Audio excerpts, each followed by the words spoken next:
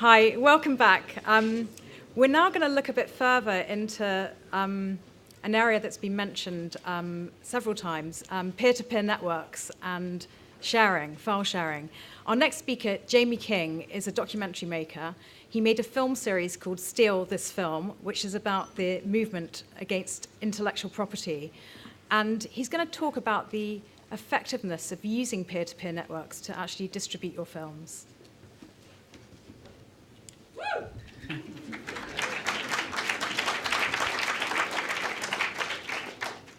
Hello. I feel like I'm part of this funny gang of filmmakers who've made these films which we rank by how many million downloads they've had. And there's like a dozen of us in the gang, or half a dozen, and I think I just realized that we're below Star Rec. We're one below Star Rec at about 6 million. But I rank it in a funny way. My favorite way of ranking it was when one of the people in Steal This Film, an interviewee from Sweden, got recognized in a gas station in Texas by an attendant, and I thought, we've really done it now. This is the big time. So I'm going to try to talk about what happened with Steal This Film, which is a documentary that we made. I made with a group of friends, and we made the first one in 2006, and then we made the second one in 2007. I'm not going to show you them. You can watch them if you want at stealthisfilm.com. You can also Google them. You can look at them on YouTube. You can anywhere where there is streaming video. I'm pretty sure you can find a copy of Steal This Film and edify yourself.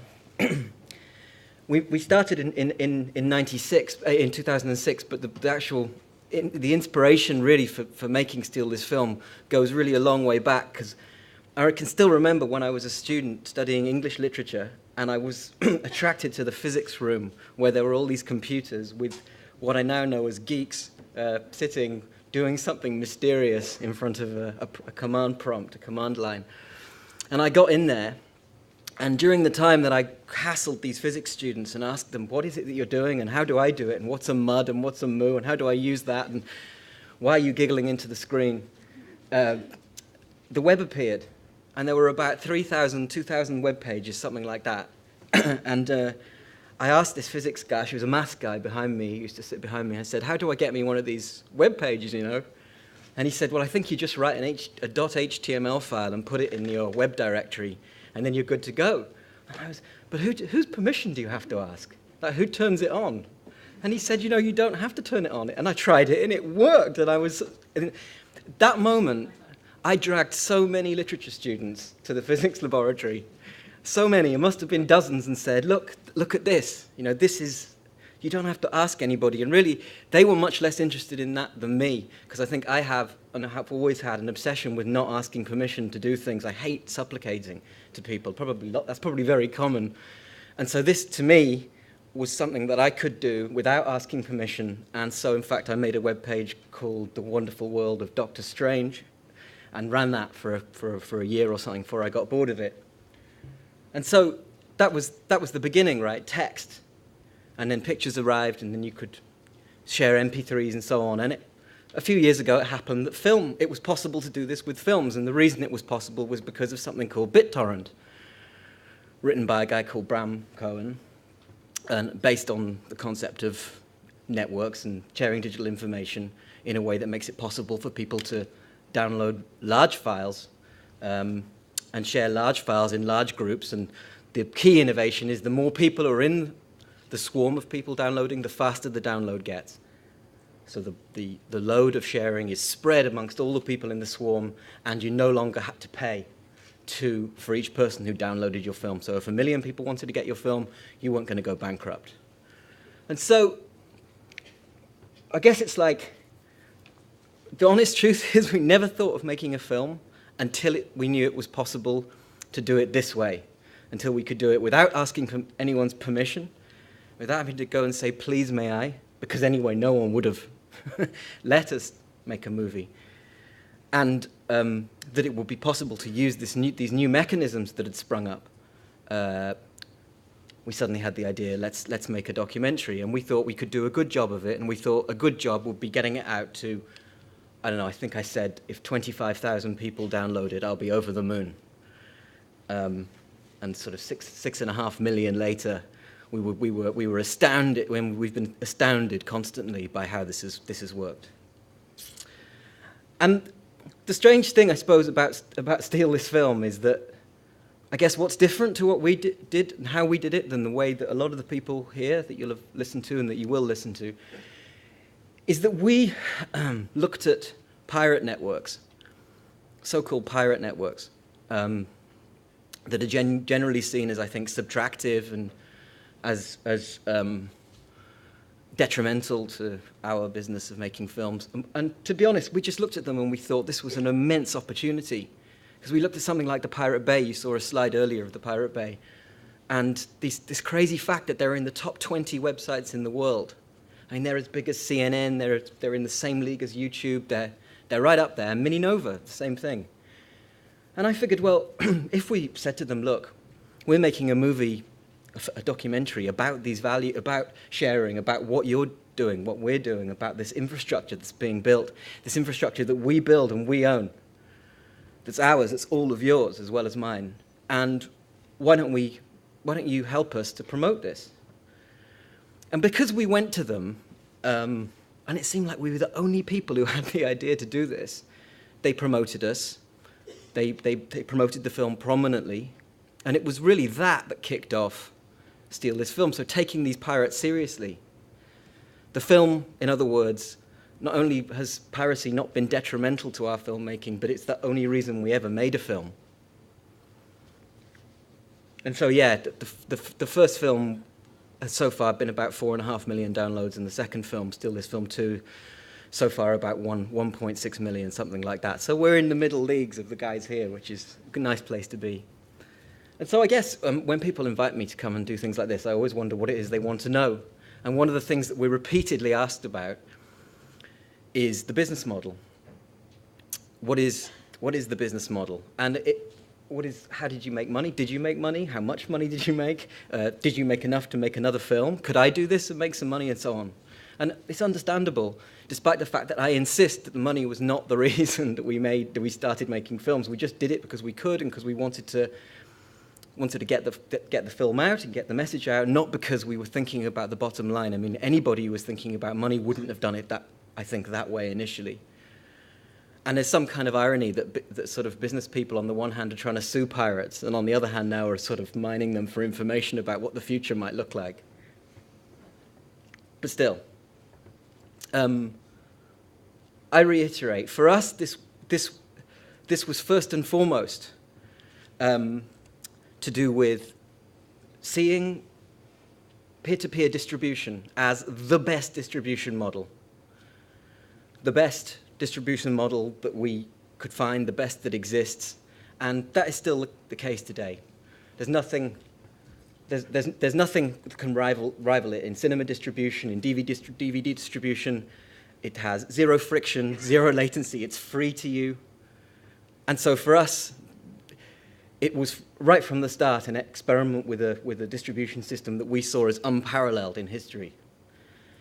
And we figure in terms of model that the first thing you have to look at, the first thing you have to see is that if you make your film free, if you make it available on the networks in such a way that anybody who wants it can get it, there's no barrier to consuming it. Anybody who gets a copy can deliver it to a friend, they can multiply it 10 times, they can deliver it to all their friends. The one thing you're sure of is attention. People get to hear about the film. They pass it on to their friends. They look at it, they show it at home, they put it on their DVD player, and show it in schools, in universities. There's like 5 courses teaching Steal This Film now. And would they be teaching it if we'd said, like, you have to pay €450 to do that? No, there's no way they would. And so what we did was we let it out like that. Just it's free. We almost even didn't build a platform for it. We almost were going to take it to the stage of not having a website at all and just saying this exists where it exists. This is just. And what we did, we just tacked a message on the end of that just said, if you like this, we want to make another film, send us $1. And our idea at the time was that we'd get like millions of $1 is if we were lucky. That was the idea. And actually we learned, and I can now pass this knowledge on to you, that you do not get millions of donations. You get millions of viewers. You get a tiny proportion of those people will donate. And I guess how many depends on what you're doing, what the message is, what kind of... But we did get a significant proportion donating $1, enough to make us think, God damn it, I wish I'd asked for 5 or 10. And so if Steal This Film 2, we learned, and we did. We asked for 15. What we did, we said, you can donate what you like. You can donate nothing. But if you donate 15, we'll send you some mystery gift, which we're yet to send.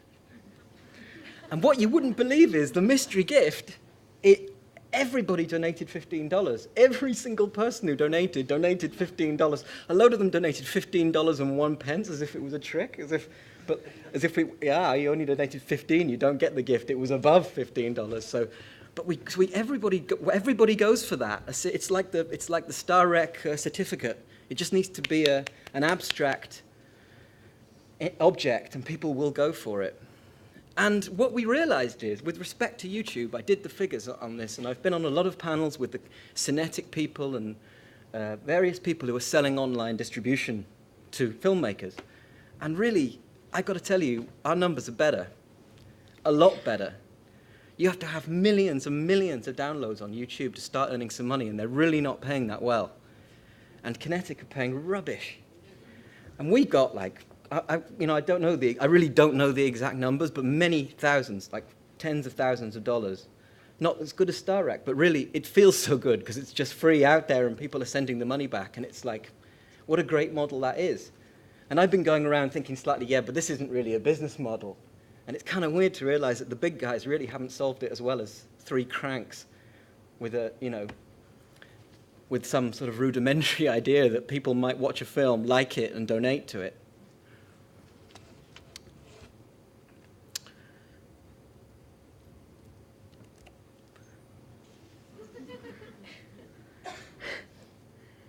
And so the second reason that it's a good business model, sharing your films for free through peer-to-peer networks, is that it is the only alternative. I really believe that any model based on selling bits, selling discrete units of data for a sum is doomed. And I guess one of the reasons that we're such zealots,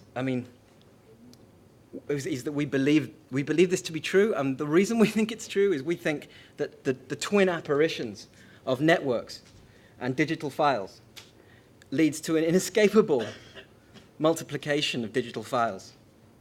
Your media can multiply endlessly at 0 cost, and anybody who wants it can get it at next to 0 cost. You don't have to be, I think you only have to plot forward to see which way this is going. And so you might as well just get into this, because if you start, the way we figure it is, if you start to play in this arena, you start to share more of your work in this way, you start to come up with tactics. We're all sharing tactics. The people who are doing this are always sharing tactics about what did you get right, what did you get wrong, what could you do differently. And I guess if filmmakers aren't doing that, in the end, if you follow our line of reasoning, you'll realize they're going to be left behind. Because in the end, you can't compete with 0. Competing with free is really hard. It's like people will say, well, but couldn't you just have charged $1, like before people download it, the sort of Radiohead thing, or couldn't you have collected an email before they downloaded it? And we just think no, because it adds friction. And I guess we're just all in with the idea that you have to consider that media scarcity may be a thing of the past. Scarcity of media may be something you need to think about as the past. And that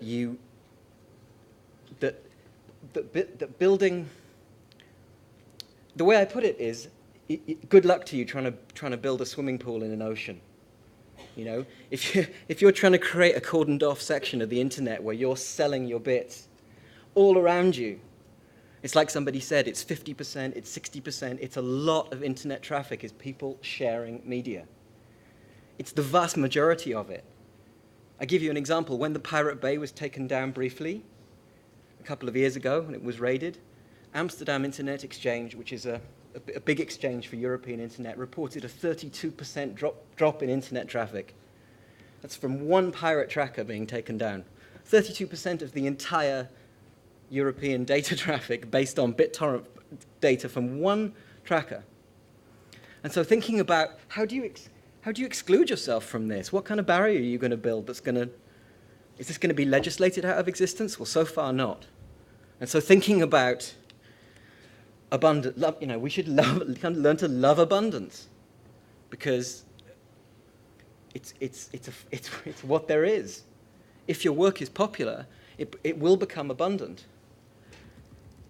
And I guess what I think is, it's strange that cinema is made to be seen. Films are made to be seen. And yet the goal of commercial cinema now seems to be more about stopping people from seeing them, stopping people from seeing films, stopping people from seeing images through digital rights management and copy protection and so on. And instead, if you start to think about, how can I place my work online like we did? Let it run free through the internet. Let people share it. Let people download it and share it in their networks. Is there a value that can be built on top of this abundance? What stuff can you start to build on it? And it can just be donations like we did. People who are passionate about your work, who've received it in such a way that they feel thankful for it, like you've given them something and they want to support you. Or it can be that attention converts into other things, other opportunities, many people, musicians now make a lot of their money from doing gigs. Is there an equivalent for filmmakers? We don't know yet, but for sure we have to deal with the idea that abundance is the underlying paradigm. How am I doing for time?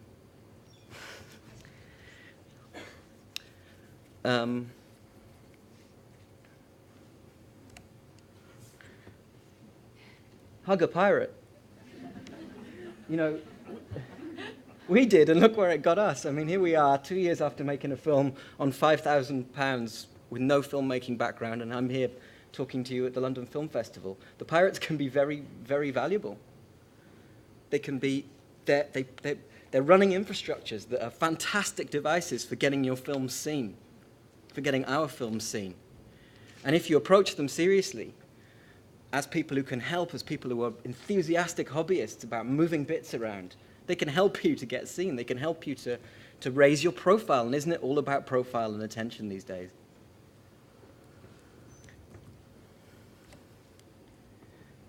So the other day I was in a cafe in Berlin, a bar in Berlin actually, drinking, and a random guy was sitting across the table from me, started mentioning Steal This Film.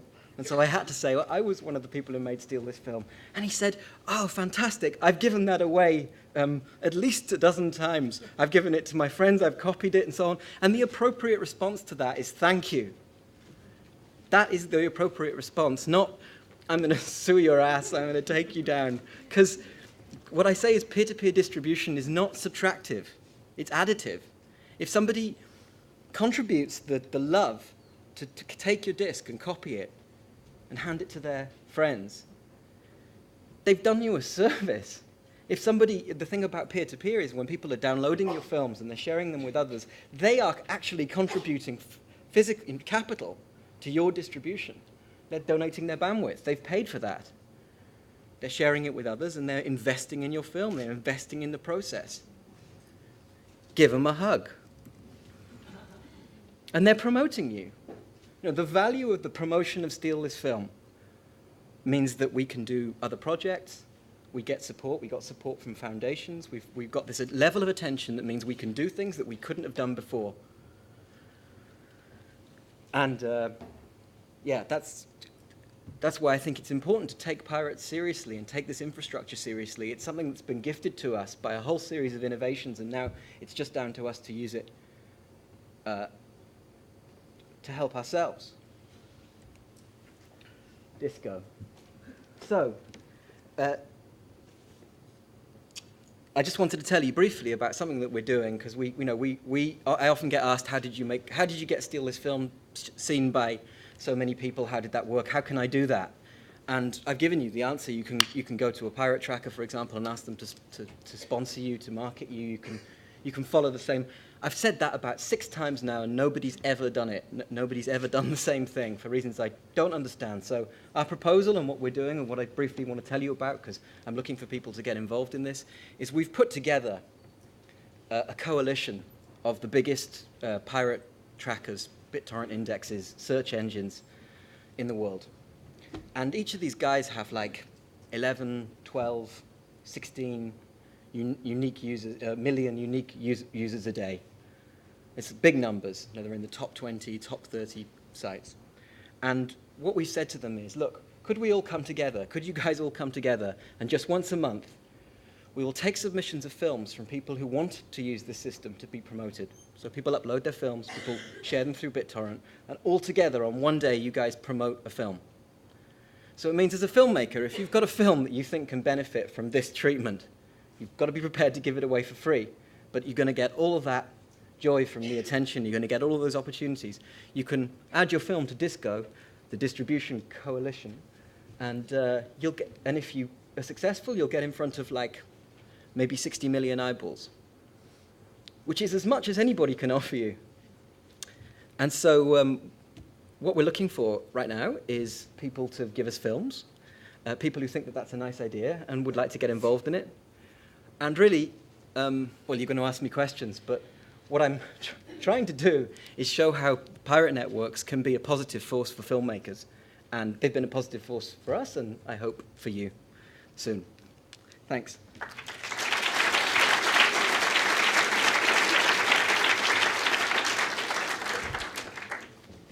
Would you like to ask some questions? Go ahead.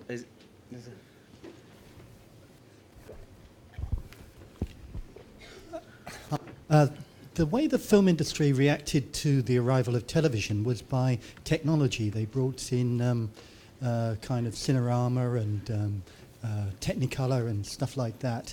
And well, Technicolor came a bit earlier, but they brought in higher standards, 70mm, that kind of thing. Isn't there a route to continue with the more traditional distribution media by going down the kind of Blu-ray DVD line with HD?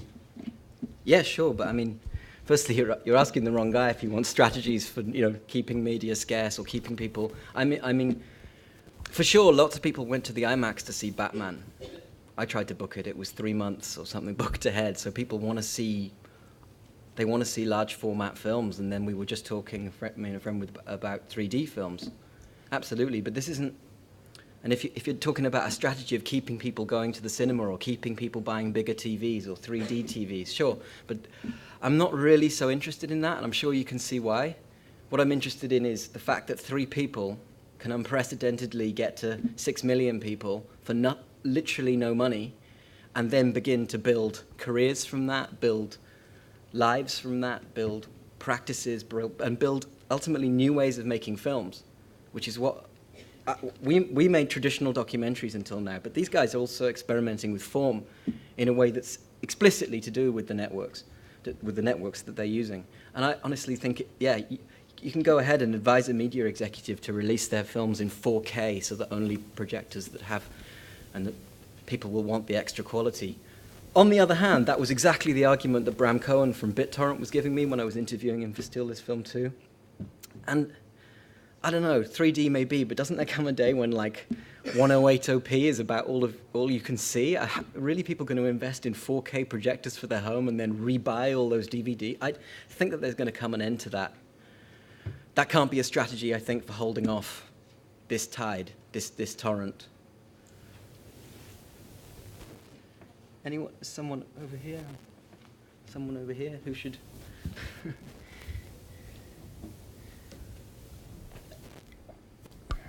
Hi. This probably isn't really what you're looking for with Disco, but I just wanted to ask out of interest.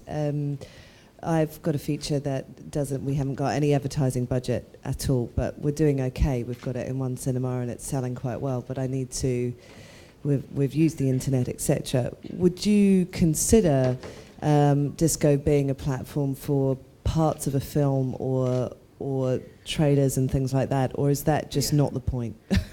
I don't know. Firstly, I don't think it would be completely up to me, but if it was, I think that one of the things I noticed that's different about Steal This Film and the way we've done things is that it's about releasing the whole thing. I mean, and I slightly think that it's easy to... I see it as a kind of Get Out releasing the trailer somehow, or releasing a 10-minute version or whatever, but that's just me. On the other hand, we have made it now a TV cut of Steal This Film, and that's not on the internet for no good reason that it's not quite finished yet, and that I don't think it's relevant for the internet. I think it's more for TV land. So a version might be a way of thinking about it, rather than a short version or a trailer, but a version for the internet. I mean, one of the things you can do with the internet is clearly people have there aren't the constraints that there are in TV or in cinemas. There are less constraints. You know, you can say what you like. You can be anonymous, like we were with Steal This Film 1. We didn't put our names on it because we were worried about being sued. We didn't get sued. But you can do that. I mean, releasing a film with no name on it and getting 3 million people to see it is pretty interesting. And so you can think about the different opportunities afforded to you and how you could use them, rather than thinking that you might, I don't mean to be rude, but palming people off with the free version so they buy the bits. It seems to me, and I know people would disagree with me, somewhat like a Get Out, you know, you're not fully committing to it, I think, and I think committing to it is the order of the day. This is my view. Thanks.